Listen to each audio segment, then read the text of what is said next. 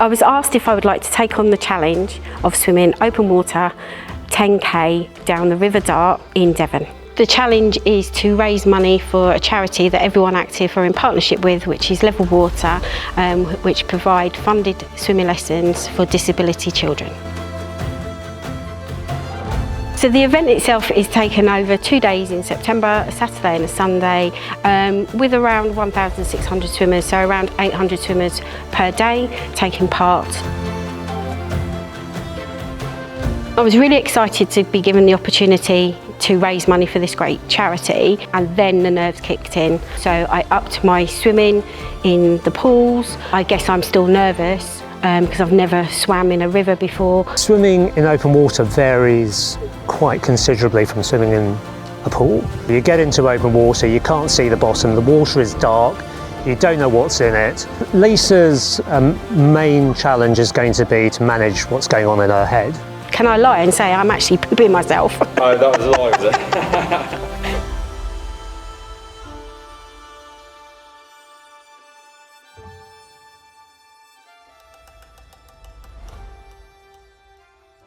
So I was presented with a challenge to take on a charity swim, which is open water, which I've never done before, to raise money for Level Water, which Everyone Active are in partnership with for disabled swimmers to have swimming lessons. The event itself is taken over 2 days in September, a Saturday and a Sunday, with around 1,600 swimmers, so around 800 swimmers per day taking part. And we have a start point and an end point, and there's 2 feeding stations along the river, around about 4k and around about 7k, where you're given some fuel, so some jelly sweets, banana, some water, so you can refuel so that you can follow on your swim.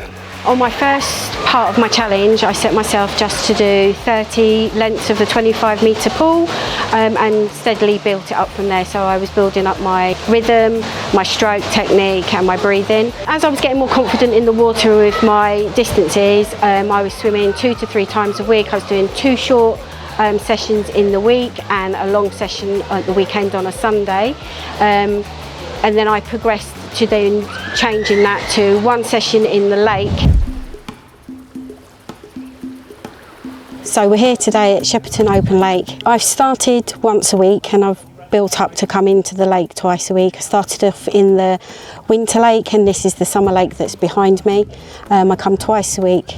My main set is on a Sunday, where I do 2 loops of 750 metres and 2 loops of 400 metres. My name is Salim Ahmed. I'm the open water coach, resident coach here at Shepperton Open Water. Shepperton Open Water Lake is a dedicated swim lake.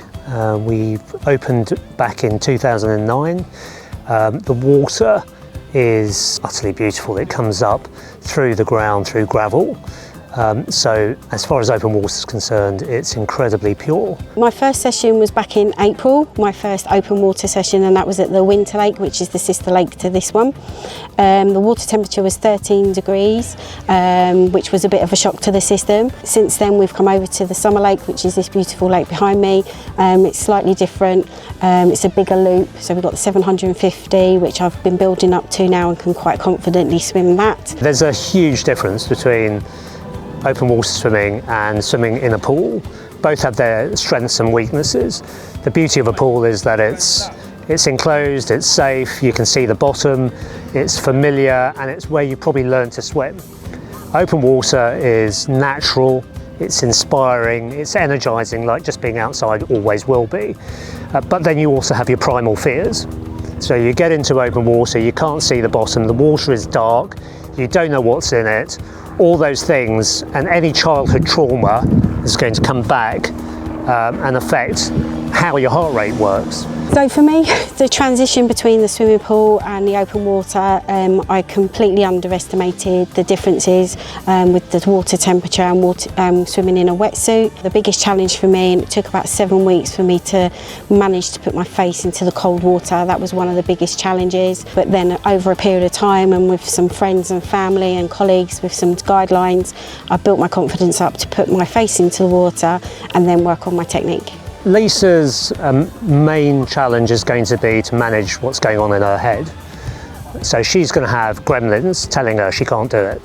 She's going to have self-doubt, which will manifest with her heart rate shooting up and her breathing becoming compromised. So she's going to face all of that.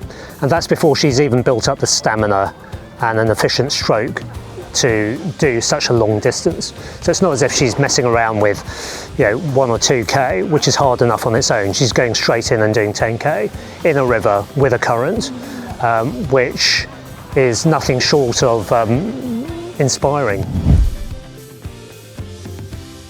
So now I'm 4 weeks out of my event date. My anxiety has dropped a lot from when it first started, when I went and saw the open water. I'm excited. I guess I'm still nervous because I've never swam in a river before, but my confidence that I've built up in the lake, I now can use when I go into the river. All those fears and worries are kind of not there now. It's all turned into excitement.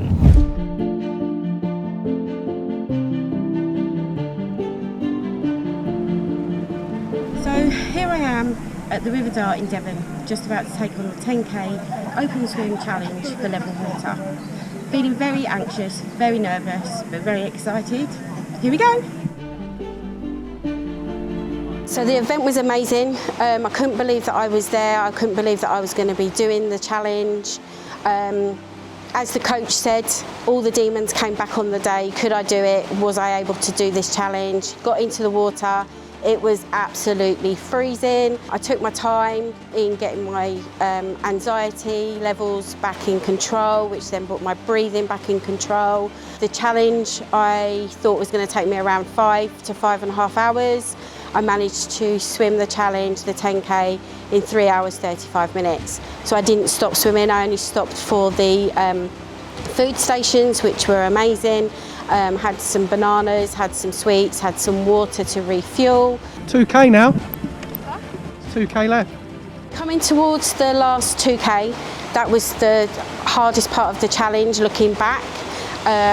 By this point, your temperature has dropped, your body temperature has dropped, even though you're in a wetsuit.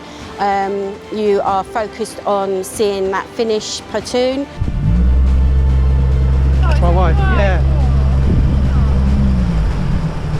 I got to the finish platoon, my whole body went to jelly. It took me about 10 minutes to get my bearings back together. Then I was walked along a long platoon where I went to the finish line, where I saw Mark. I was with a paramedic because I thought I'd had slight hypothermia. It wasn't the hypothermia, it was just that I was just so emotionally drained and couldn't believe that I completed the challenge. So, completed the challenge. How did it go? It was tough. The water was really cold when we first got in. It probably took me about 130 to 150 metres to get my rhythm right, my anxiety down, my breathing to a good steady pace. And then after about 150 metres, I was able to put my face in the water, I'd acclimatised, and then off I went. Amazing event. Anyone that loves open water should definitely do this event. It's really well organised. Highlights were the feeding stations, really well manned, had everything that you needed. Hardest bit, well, I found probably the first 7k okay. Got into a rhythm, found it okay. Got to the last feeding station around the 7.5k mark. After that point, everyone's going, you're on home stretch. It felt like forever. It was the hardest 3k I've ever done. But I did it. Feel emotional, but I did it. Because I've got the background of aquatics with my job role and being able to teach swimming, I was able to correct myself to certain levels while I was out in the lakes doing my prep work and my training for the challenge itself. Moving forward, I would encourage every adult to learn to swim. It's a great sport. It's great for your mental health as well. So when you're out in a pool swimming, learning to swim, or you're confident enough to go into a lake where it's lifeguarded, you go into a different zone. So it's very good for your health and well-being. It's great. I'm never going back. So that's it. I've converted now to open water swimming.